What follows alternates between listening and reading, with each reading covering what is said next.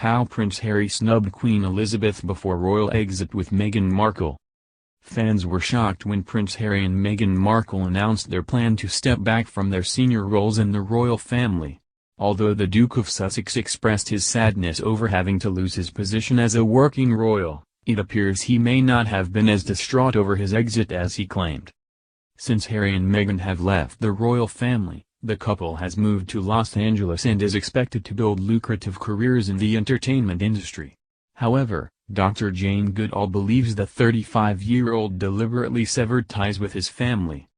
The primatologist told the Daily Mail's Weekend magazine that she suspected Prince Harry planned to leave the royal family after he made a candid comment about baby Archie's future. Dr. Goodall recalled a conversation she had with the Duke of Sussex during a visit to the couple's Frogmore cottage. At the end of the conversation, Meghan Markle came in to listen with Archie, the anthropologist revealed. He was very tiny and very sleepy, not too pleased to be passed from his mummy, she added.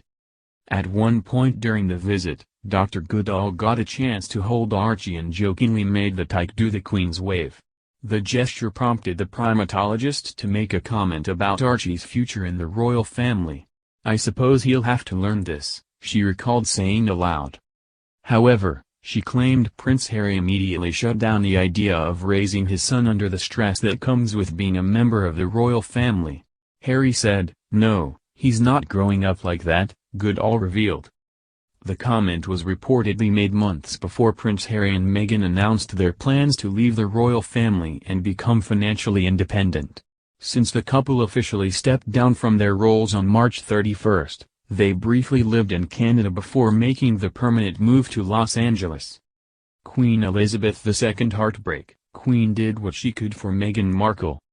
Meghan Markle and Prince Harry's step down from royal life marks a historic moment for the royal family. One royal commentator has claimed, the royals, especially the Queen, did what they could to accommodate Meghan. Meghan Markle and Prince Harry will cease to be senior royals from tomorrow evening, March 31. As the sun sets on Meghan's relatively short stint in the royal spotlight, an expert has reflected on what may have gone wrong for the former actress.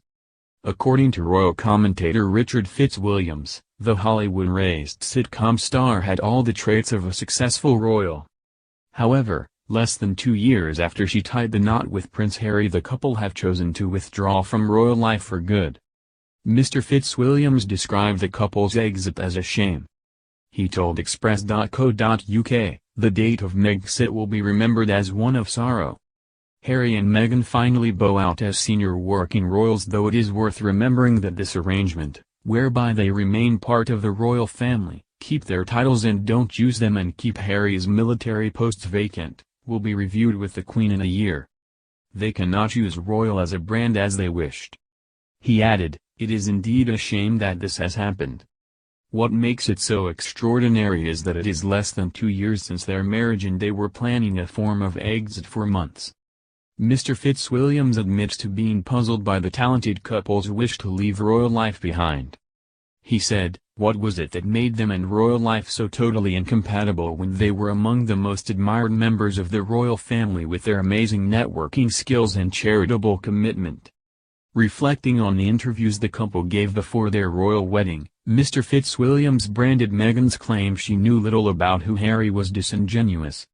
He said, "Meghan seemed a trifle disingenuous when she said she knew little of the royal family in their engagement interview. I thought she could cope in the royal goldfish bowl, but it transpired that she could not." Mr. Fitzwilliams believes Queen Elizabeth II and other royal family members did what they could to accommodate her, but sadly it was not enough. He added, "Despite her articulacy and wide appeal as well as championing causes such as female empowerment so successfully, she found the pressures too much, even though I think the royals, especially the Queen, did what they could to accommodate her." According to Mr. Fitzwilliams, the subsequent public relations gaps the couple experienced made him question whose advice they were taking. He said, "I kept wondering, as the rumors about rifts and rows following the wedding turned into really badly handled events, whose advice they were taking. The handling of the press when Archie was born and the christening, The guest editing of Vogue and the subsequent bad press overtaking private jets when they were supposed to have only 2 children to help save the planet, the attack on the tabloids at the end of their triumphal visit to southern Africa, all of these seemed bad decisions. While Mr. Fitzwilliams deemed the couple's farewell to fans on Instagram lackluster, he said it left their options open.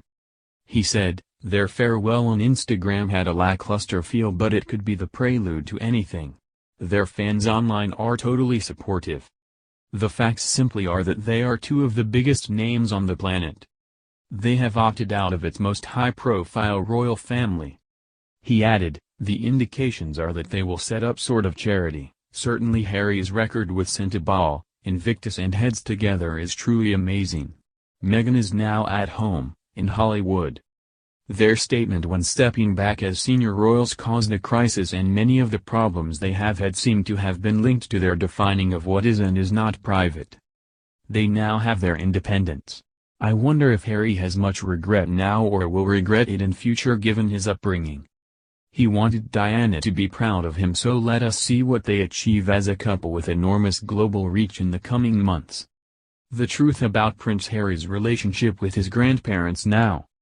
Royal fans all over the world were shocked when Prince Harry and Meghan Markle announced their decision to step down as senior members of the royal family in January 2020. Having carried out their final official engagements by the end of that March, the Duke and Duchess of Sussex left England for Canada, before promptly moving to Los Angeles. With rumors of royal feuds and regal disagreements circulating, everyone was left wondering whether Prince Harry was still on good terms with the rest of his family and, in particular, his grandparents, Queen Elizabeth II and Prince Philip. According to the Daily Mail, Prince Harry blindsided the British royals with the Sussexes' so-called Megxit announcement, and allegedly shared the news with the Queen via email shortly before posting it on Instagram. Her Majesty was shocked, claimed one source quoted by the outlet. People were angry the Queen had been so disrespected. The Ginger Prince's seemingly impulsive move was apparently made because, per a Daily Mail source, he thought his family were stonewalling and decided to push the nuclear button. But is Prince Harry really on bad terms with his beloved grandmother, or has he simply made a decision about the future of his own family? Join us as we take a look at Prince Harry's relationship with his grandparents, the Queen of England and Prince Philip. Prince Harry's lunch date with Granny. While rumors continue to suggest that Prince Harry had upset members of the royal family with his decision to step back, his return to the United Kingdom at the end of February 2020 proved otherwise. While in town to carry out his final engagements as a senior royal, the Ginger Prince also spent time catching up with family members. Most importantly, according to Harper's Bazaar, Harry and Queen Elizabeth herself sat down for a casual lunch as grandmother and grandson. As a source told the publication, not a summit or serious meeting in sight. It doesn't sound like there was much drama during the reunion, after all. Town and Country described Harry's time with the Queen as a private affair, and it seems likely that the royal grandmother and grandson duo had some important catching up to do. A source cited by The Sun also claimed, Sunday was the first time the Queen has had the chance to talk to Harry on his own and really find out what his plans are. It was a much more relaxed environment and they were both able to speak their mind. While some onlookers were probably hoping for some royal scandal, it would appear that Prince Harry has just as much love and respect for Queen Elizabeth II as he did before he made his decision. We'd just love to know what they ate for lunch though. The Queen would welcome grandson Prince Harry back. In addition to reuniting for a Sunday lunch when Prince Harry returned to the United Kingdom, Queen Elizabeth II also reportedly made it clear that her grandson was still an important part of the family. A source cited by The Sun in March 2020 alleged that the Queen told Harry, "You are much loved and will always be welcomed back." And the offer also applied to Harry's wife, Meghan Markle, the publication noted, if they ever decide to rejoin the royals. While it seems unlikely that the Duke and Duchess of Sussex would ever return to their senior roles within the royal family, it's nice to know that there are no hard feelings about the couple's headline-making exit. The Sun source also alleged, the Queen had a lot to talk to Harry about and this was the ideal time for them to both say their piece. When Harry and Meghan announced they wanted to quit, it all happened very quickly and it was very stressful for all concerned. That's, of course, understandable. But first and foremost, Prince Harry is a member of the Queen's family, so it's likely that she only wants to protect her beloved grandson. If Queen Elizabeth really did offer to welcome the Sussexes back into the fold, it seems that most of the scandalous reports about the Sussexes are untrue. Queen Elizabeth misses her great-grandson. When Prince Harry and Meghan Markle made the decision to leave the royal family, that also meant that they'd be taking their son, Archie Harrison Mountbatten-Windsor, with them.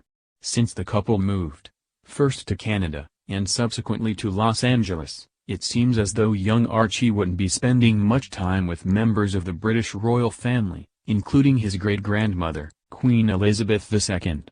And when the Duke and Duchess of Sussex returned to the UK to carry out their final public engagements as senior royals in late February 2020, they decided not to bring their little boy with them for the international trip. According to the Times royal correspondent, Roy Nickaw, the Queen was apparently hurt that Meghan and Harry didn't bring Archie over from Canada during their recent visit. The publication went on to note, his absence from the country of his birth and his wider family is understood to have left the Queen feeling very sad. While it's, of course, absolutely understandable that a great-grandmother might be missing the most recent addition to her family, it's equally understandable that, due to world events at the time, the Sussexes seemingly determined it was best to leave young Archie back home in Canada, and not subject the little one to any unnecessary travel.